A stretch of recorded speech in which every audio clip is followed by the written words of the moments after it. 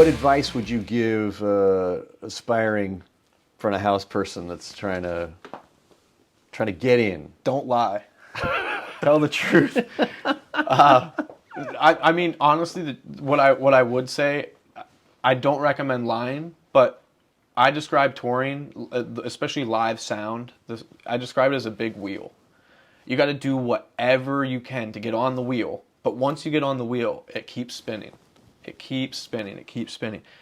And sometimes if you get off the wheel, you might never be able to get back on the wheel. But as long as you do whatever in your power it may be to get on the wheel, the touring circuit, and maybe it doesn't mean touring, maybe you want to work at a venue, just get on the wheel, and you'll figure out the rest. Get out there, start doing shows, and it will find you. If you are earnest about it, you're real about it, you really want to do it, people will see that. And it's not as crowded as you might think out there. And when people see that someone really enjoys it and is passionate about something, you're gonna get calls for stuff, and you'll figure it out. But if you're looking to get into it, go to your local venue, bother the sound guy, sound girl, whoever it might be, have a business card. Can I come by? Can I shadow you? Can I just watch? I'll wrap your cables, whatever you want me to do. You don't have to pay me anything. Do that for 3, 4, 5 shows. Before you know it, they might need an extra hand, need a stagehand. You're working at the venue. You start learning. You shadow more. Someone comes through and you really stand out. Hand out that business card. You get one call, and now you're on the wheel.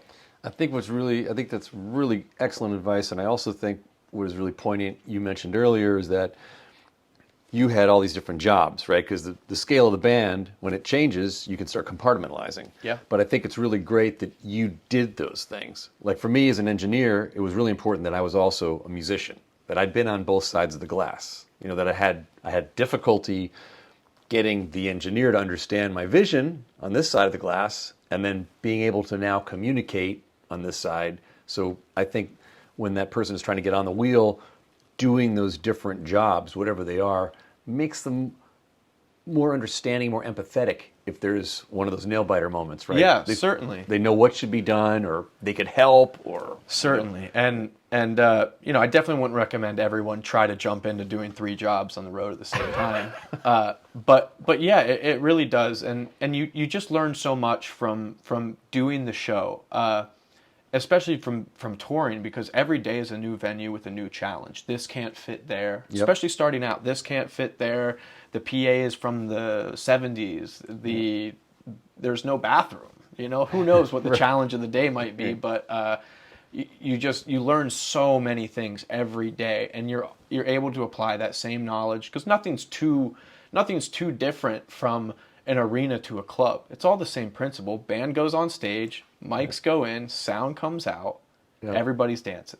That's the basis, right? So as long as you learn to troubleshoot along the way, and you're learning as you're growing, you should always be right in your wheelhouse. But it is easy to get the gig sometimes, and it can be hard to keep it.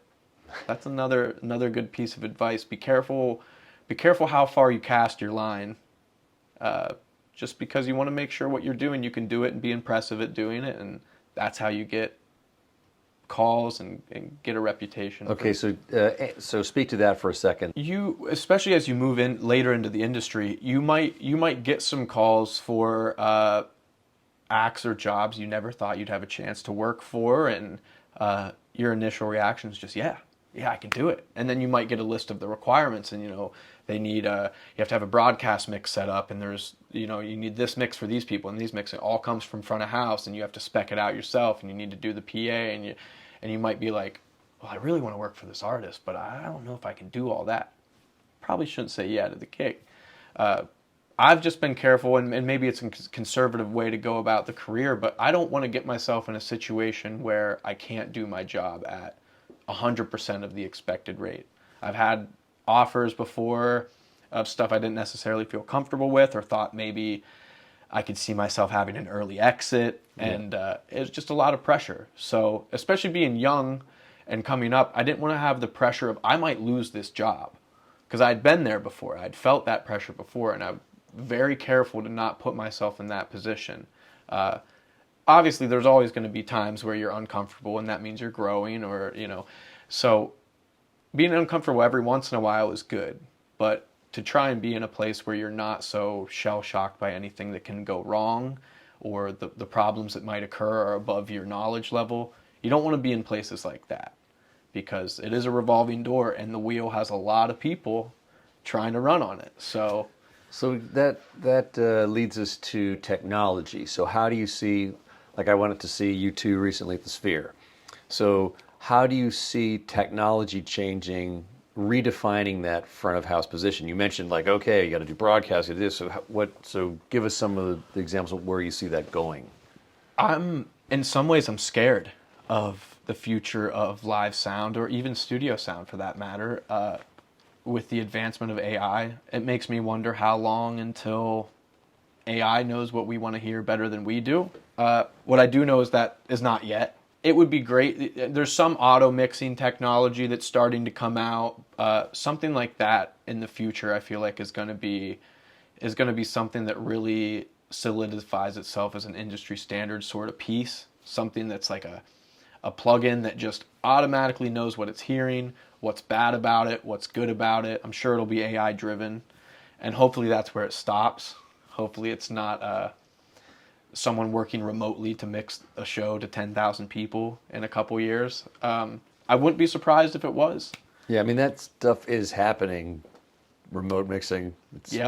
It's interesting. Okay, so those are some good things to think about. AI is definitely, I tell people, they're like, what should I do? Like, embrace it, know what it is. You have to know whether it's your enemy or your friend. Yep. You need to understand it. Yep. So that's really it's important. here. That's super, super important.